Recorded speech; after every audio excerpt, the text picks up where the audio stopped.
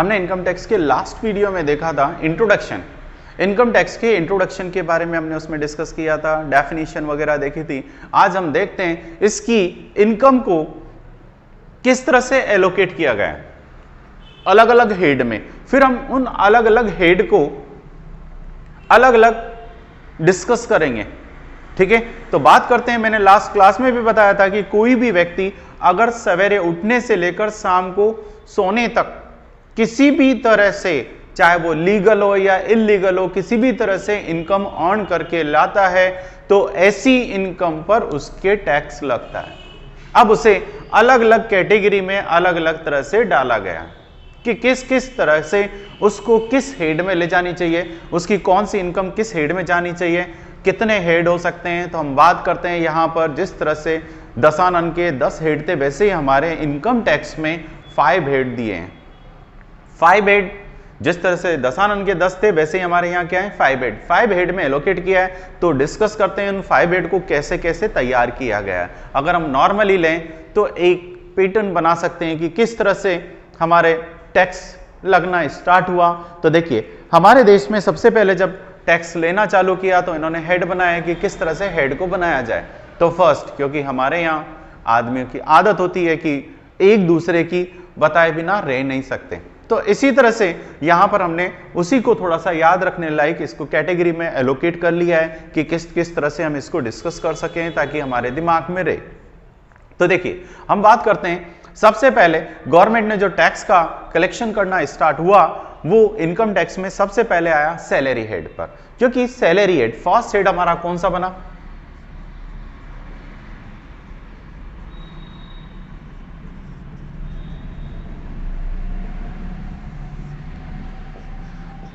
Salary, नाम से ही clear है, सैलरी। सैलरी हेड के अंदर इन्होंने इंक्लूड किया। सैलरी में कौन से आए तो आप ले सकते हैं इसके अंदर, जैसे गवर्नमेंट सर्वेंट, आराम से इजी वे में गवर्नमेंट की निगाह में है, वो टैक्स देने से बच नहीं सकते, तो उनका नंबर आराम से आ रहा है, उनको रिटर्न फाइल करनी पड़ रही है उसके अकॉर्डिंग टैक्स। इसके अलावा बड़ी बड़ी कंपनियां हैं, गवर्नमेंट डिपार्टमेंट, प्राइवेट डिपार्टमेंट की जितने भी कंपनियां हैं, उन कंपनी में काम करने वाले वर्कर, उनकी सैलरी इसमें आती है। बात आती है सैलरी की डेफिनेशन में। सैलरी की डेफिनेशन के लिए कुछ बेसिक कंडीशन होनी चाहिए।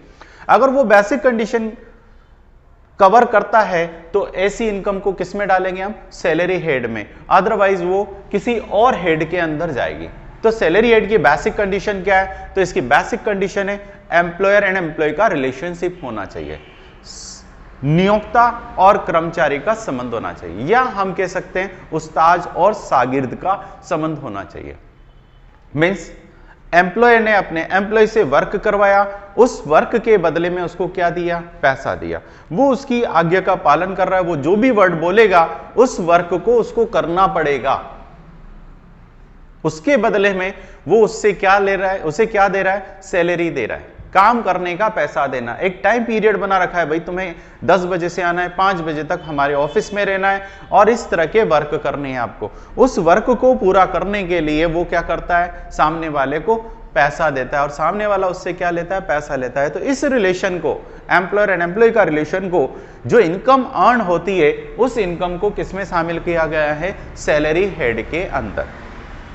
ऐसी इनकम किस में जाती है, सैलरी हेड में। अगर हम बात करें एमएलए वगैरह की, अब एमएलए की सैलरी, एमएलए क्या, एम्प्लॉयर एंड एम्प्लॉय का रिलेशनशिप है गवर्नमेंट से और आपके एमएलए का, नो। तो ऐसी कंडीशन में इनकी इनकम कहां जाएगी, ये किससे हैं, ये पब्लिक के हैं, किसके सर्वेंट है, पब्लिक के सर्वेंट। तो ये इनकी इनकम जो जाएगी वो कहां जाएगी, income from other sources, salary head में नहीं है, किसी के नौकर नहीं है। तो ऐसी कंडीशन में इनकी इनकम कहां जाएगी, सैलरी में नहीं जाएगी, सैलरी हेड में ना जाकर किस में जाएगी, इनकम फ्रॉम अदर सोर्सेस। अब बात करते हैं हम सैलरी हेड को डिस्कस करेंगे हम आगे, अभी हम सेकंड हेड लेते हैं। अब देखिए, धीरे धीरे जब सैलरी वाले इस तरह से आए तो उन्होंने भी अपना ऑब्जेक्शन उठाया कि भाई हमसे ही क्यों लेते हैं, हमसे ज्यादा तो इनकम अर्न करने वाले ऐसे व्यक्ति बैठे हैं जिनके कुछ भी काम नहीं करते और घर बैठे कमाई कर रहे हैं। कि भाई बताओ ऐसे कौन से व्यक्ति हैं जिनकी इनकम घर बैठे बैठे हो रही है, कि ऐसे व्यक्ति हैं हमारे साइड वाले जिनके दादा परदादा मकान बनाकर छोड़ गए, 10-10 कमरे हैं, 15-15 कमरे बने हुए हैं, और इन कमरों को इन्होंने क्या कर रखा है, किराए पर दे रखा है, इससे इनकम आ रही है। 10 मकान है, 9 मकान इन्होंने किराए पर दे रखे हैं, 1 मकान में खुद रहते हैं, तो ऐसे से इनकम, इनके तो घर बैठे हैं, ना तो इनको कोई मेहनत नहीं करनी पड़ती। हम तो सैलरी पेड वाले हैं, सैलरी देने जाते हैं, मेहनत करते हैं और सैलरी लेके आते हैं, इन्हें तो कुछ मेहनत ही नहीं करनी है, इनके तो बने बनाए मकान है, उससे इनकम आ रही है और इनसे भी टैक्स नहीं ले रहे हैं आप। गवर्नमेंट ने कहा कि भाई ठीक है, इस पे भी हमारे क्या लगेगा, टैक्स। तो उनका एक और हेड का कॉलम हो गया इनकम फ्रॉम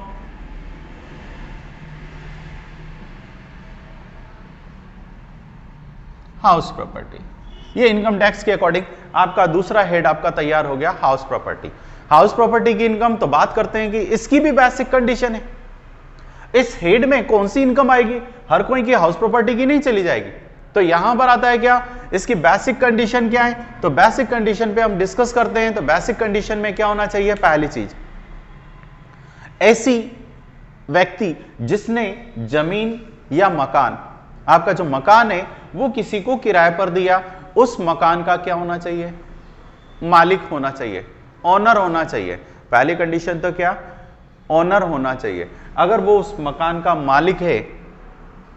दूसरी कंडीशन, ये तो फर्स्ट कंडीशन हुई, क्या, ऑनर होना चाहिए। सेकंड, ऐसा मकान जमीन से जुड़ा हुआ हो। कहां से जुड़ा हुआ हो, जमीन से जुड़ा हुआ हो। मकान कहां होना चाहिए, जमीन में, हवा में नहीं होना चाहिए, पानी में नहीं होना चाहिए ना, अदरवाइज वो दूसरे हेड में इनकम चली जाएगी। यहां क्या दिया, किससे जुड़ा होना चाहिए, जमीन पे, जिसका बेस कहां हो, जमीन पर। ठीक है, तो थर्ड आपका इसका दिया है। नेक्स्ट, वास्तविक किराएदारी होनी चाहिए। आपने जिसे किराए पर मकान दिया है उससे वास्तव में क्या आ रहा हो, आपके पास किराया आ रहा हो।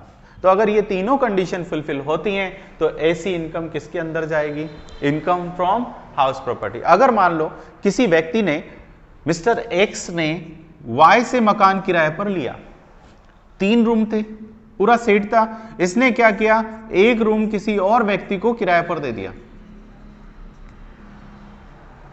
इसने इससे लेट आउट पे लिया, इसने 3 रूम वाला लिया, चाहिए था 2 रूम का, इसने 1 रूम जो बाहर का था वो किसी स्टूडेंट को किराए पर दे दिया और उससे उसकी इनकम आने लगी।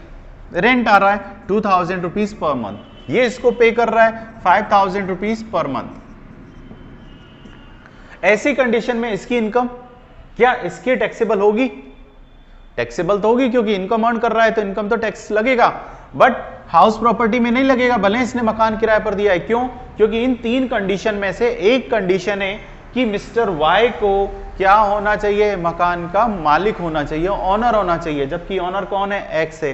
तो इसने क्या किया, लेट आउट पे लेकर सब लेट आउट पे दिया। तो ऐसी कंडीशन में मिस्टर एक्स के, वाई की जो इनकम है ये हाउस प्रॉपर्टी में ना आकर किस में जाएगी, अदर सोर्सेस में।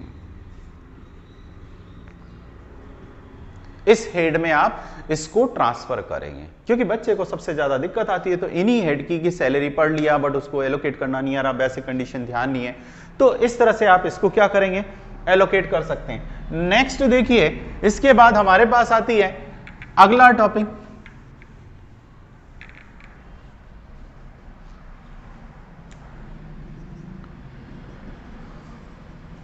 Income from. अब बात आती है नेक्स्ट, जब 2 व्यक्ति एक साथ हो जाते हैं तो उनका कॉन्फिडेंस और बढ़ जाता है, तो वो यूनियन बना लेते हैं और दूसरे की बुराई करना चालू। अब कहते हैं कि यार ये बच गया, जैसे कभी गलती से 3 दोस्त अगर विदाउट टिकट बस में बैठे हों और एक पकड़ा चला जाता है तो वो साथ के साथ दूसरे का इशारा कर देता है, उसका भी नाम ले देता है। जब 2 जाते हैं तो 2 कहते हैं कि यार नीचे उतरेंगे तो ये मजाक बनाएगा, तो वो भी क्या करता है, तीसरे का नाम ले देता है। ऐसे के ऐसे ही इन 2 ने शामिल होने के बाद इन्होंने भी कह दिया कि भाई हम तो नॉर्मल पर्सन है, मैं मेहनत करता हूं। ये कहता है कि मैं मकान का जो पैसा है उसका केयर, रिपेयर एंड मेंटेनेंस करना एटसेट्रा ये सब करता हूं, साफ सफाइयां करवाना सब कुछ मेरा काम है, साथ में वसूल करने जाता हूं एटसेट्रा। हमसे बड़े वाले तो और बैठे हैं जिनके यहाँ इस तरह के व्यक्ति नौकरी कर रहे हैं जो सैलरी पेड है, उनको चलाने वाले, उन पे क्यों टैक्स नहीं लगाते। गवर्नमेंट ने फिर देखा कि हाँ इस तरह के व्यक्ति कौन आते हैं, हमारे बिजनेस चलाने वाले, बड़ी बड़ी बिजनेस कंट्रोल करने वाले, तो इनकी इनकम को भी शामिल किया जाए। ऐसे ही दुकानदार बड़े बड़े, जिनकी इनकम को भी तो शामिल किया जाए, जहां 5-5, 10-10 नौकर एम्प्लॉय रख रखे हैं उन्होंने, उनके भी तो टैक्स लगना चाहिए। तो एक और हेड बना हमारा, कौन सा? इनकम फ्रॉम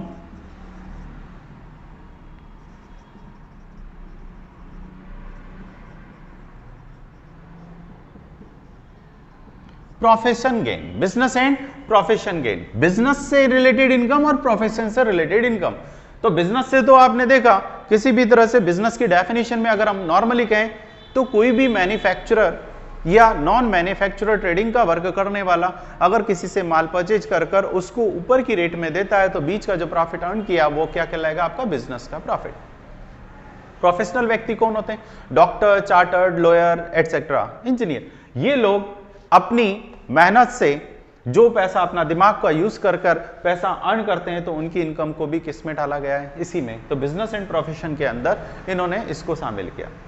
अब इसके लिए भी बेसिक कंडीशन है, इसकी भी इनकम में कौन कौन सी इनकम शामिल की गई है और कौन सी नहीं की गई है, तो इसके लिए थोड़ी डिटेल ज्यादा है। तो हम इस टॉपिक को जब बिजनेस एंड प्रोफेशन गेन में डिस्कस करेंगे तो वहीं लेंगे, क्योंकि इसमें कौन कौन सी इनकम आती है, कौन सी नहीं आती है, बिजनेस से रिलेटेड कौन सी है, तो उन पे हम डिस्कस उसी के अंदर करें।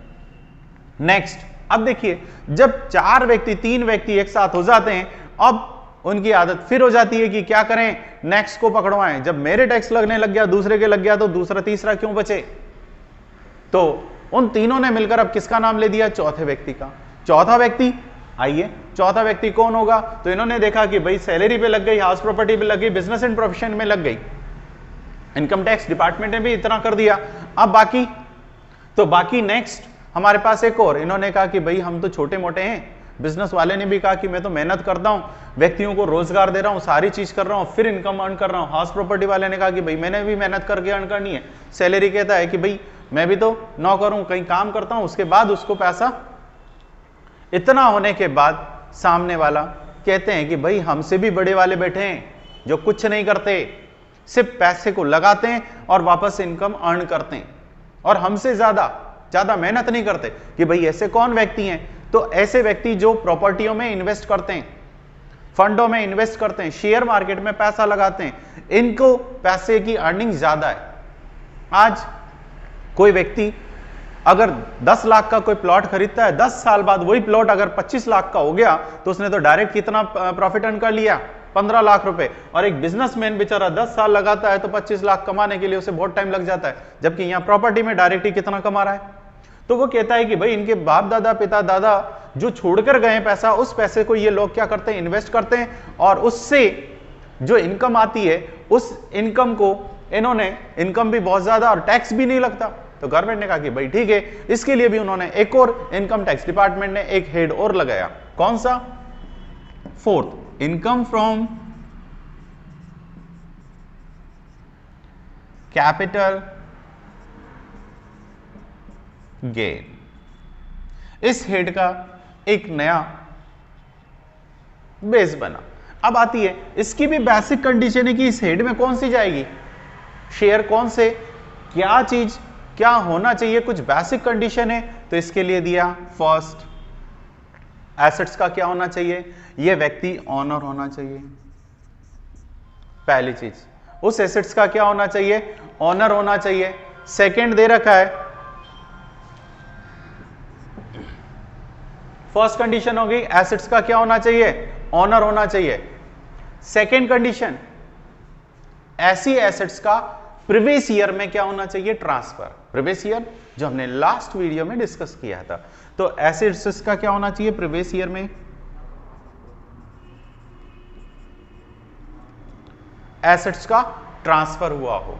प्रीवियस ईयर में क्या हो? उस एसेट्स का ट्रांसफर हुआ हो। एंड थर्ड कंडीशन, फर्स्ट हो गई हमारी ऑनर होना चाहिए, सेकंड हो गई प्रीवियस ईयर में ट्रांसफर होना चाहिए, थर्ड उस एसेट्स को बेचने से गेन होना चाहिए, प्रॉफिट होना चाहिए। अगर आप उस एसेट्स को बेचते हैं और उससे गेन होता है तो ऐसी इनकम किस में आएगी? कैपिटल गेन के अंदर। बाकी हम इस पे आगे डिस्कस करेंगे कि कैपिटल गेन में और कौन कौन सी इनकम को किस तरह से लिया जा सकता है। आगे नेक्स्ट हम डिस्कस करते हैं। इसके अलावा लास्ट। अब 4 व्यक्ति हो गए, इन्होंने फिर किसके लिए की, 5वें व्यक्ति के लिए बुराई करना स्टार्ट किया कि भाई ये हो। इनकम टैक्स डिपार्टमेंट ने कहा कि भाई इतने कितने हेड बनाएंगे, और हेड बनते ही चले जाएंगे तो पढ़ने वाला इससे परेशान हो जाएगा, एक्सप्लेन करना मुश्किल हो जाएगा, आपका जो शीट बनेगी वो भी थोड़ी लंबी बनेगी। तो उन्होंने इससे बाद में एक ही वर्ड दिया कि भाई अब बची हुई जितनी भी इनकम है उससे रिलेटेड जो भी इनकम आती है, इन 4 हेड को छोड़कर जो भी इनकम बचती है उसके लिए एक प्रॉपर उन्होंने हेड बनाया। कौन सा, इनकम फ्रॉम अदर सोर्सेज।